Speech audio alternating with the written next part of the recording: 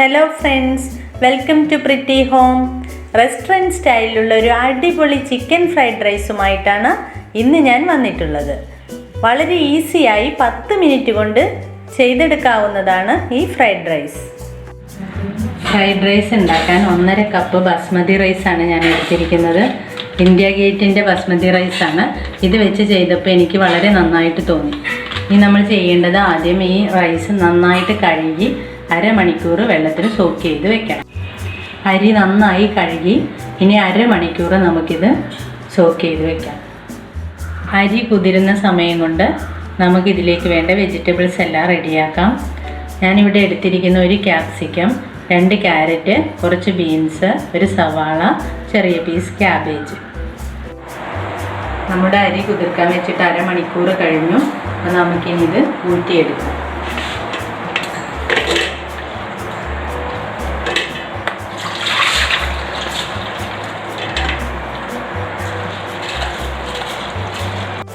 നമ്മളൊരു പാത്രം വെച്ച് അതിൽ വെള്ളം വെച്ചിട്ടുണ്ടായിരുന്നു. അപ്പോൾ വെള്ളം തിളച്ച് തുടങ്ങി. നമുക്ക് ഈ അരി ഇട്ട് കൊടുക്കാം.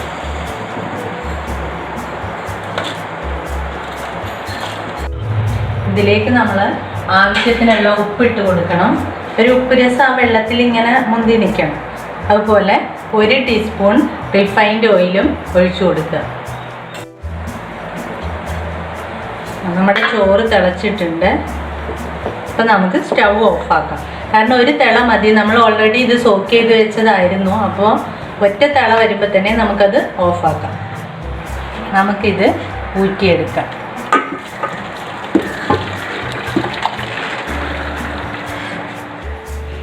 ഫ്രൈഡ് റൈസിന് വേണ്ട വെജിറ്റബിൾസ് എല്ലാം കട്ട് ചെയ്തിട്ടുണ്ട്. ചിക്കൻ കുരുമുളക് പൊടിയും ഉപ്പും ചേർത്ത് വേവിച്ച് വെച്ചതാണ്. മുട്ടയും കുരുമുളകും ഉപ്പും ചേർത്ത് സ്ക്രാമ്പിൾ ചെയ്തെടുത്താണ്.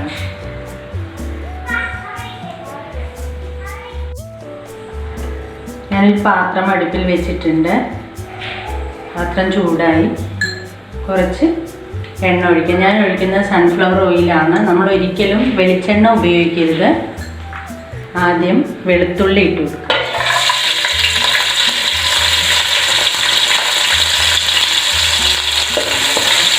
ഏതെങ്കിലും റിഫൈൻഡ് ഓയിൽ ഉപയോഗിക്കുക, വെളിച്ചെണ്ണ ഒരിക്കലും ഉപയോഗിക്കാതിരിക്കുക. ഇനി ഇതിലേക്ക് സ്പ്രിംഗ് ഒനിയൻ്റെ വൈറ്റ് പാർട്ടാണ് ചേർക്കുന്നത്.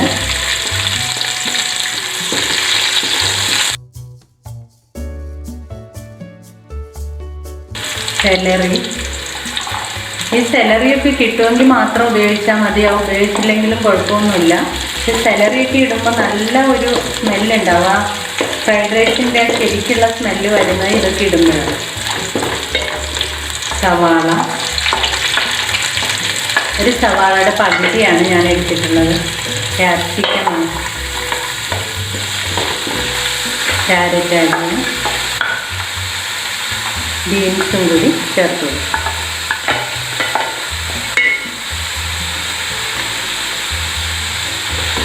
നന്നായിട്ട് ഇളക്കാം. കുറച്ച് ക്യാബേജും കൂടി ചേർത്ത് കൊടുക്കും. കുറച്ച് ഉപ്പ് ചേർത്ത് കൊടുക്കാം. കാരണം നമ്മൾ സോയ ചേർക്കുന്നുണ്ട്, അതിൽ ഉപ്പുണ്ട്. അപ്പം അതുകൊണ്ട് കുറച്ച് ഉപ്പ് മാത്രം ചേർത്താൽ മതി.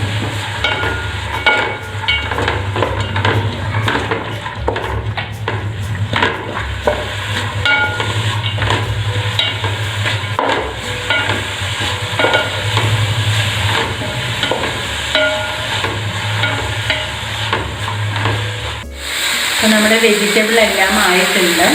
വെജിറ്റബിൾ നന്നായിട്ട് അങ്ങോട്ട് വെന്ത് കുഴയാൻ പാടില്ല. ഇത്രയും പാകമായാൽ മതി.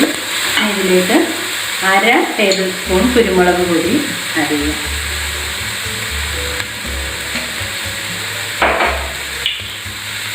രണ്ട് table spoon soya sauce,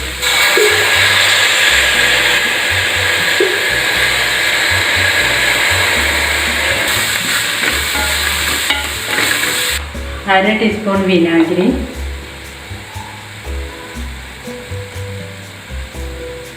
1/2 teaspoon sugar.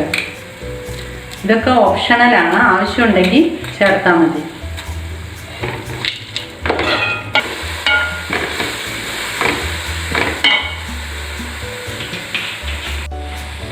1 table spoon tomato ketchup, അത് ചേർത്തിട്ടില്ലെങ്കിലും കുഴപ്പമൊന്നുമില്ല. വേവിച്ച് വെച്ച ചിക്കനും മുട്ടയും കൂടി ആഡ് ചെയ്യും. പിന്നെ ഫ്രൈഡ് റൈസ് എല്ലാം ഉണ്ടാക്കുമ്പോൾ നമ്മളെപ്പോഴും ഹൈ ഫ്ലെയിമിൽ തന്നെ ചെയ്യാൻ വേണ്ടി ശ്രദ്ധിക്കണം. ചോറ് നന്നായിട്ട് തണുത്തിട്ടുണ്ട്.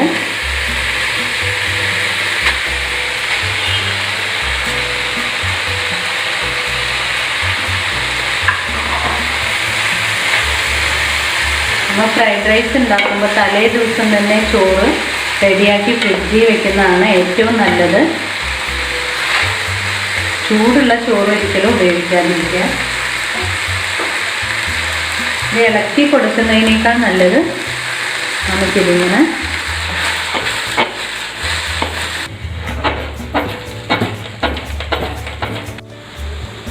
രണ്ടോ മൂന്നോ മിനിറ്റ് ഹൈ ഫ്ലെയിമിൽ വെച്ചേക്കണം.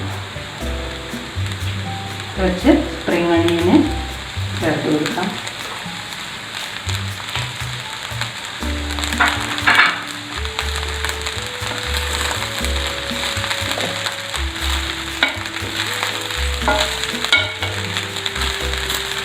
ഉപ്പുണ്ടോ എന്ന് നോക്കാം. ഉപ്പെല്ലാം കറക്റ്റാണ്. ഇല്ലെങ്കിൽ ഈ സമയത്ത് ഇട്ട് കൊടുക്കാം. കൂടുതൽ ഇളക്കാതിരിക്കുക, ചോറ് പൊട്ടിപ്പോവും.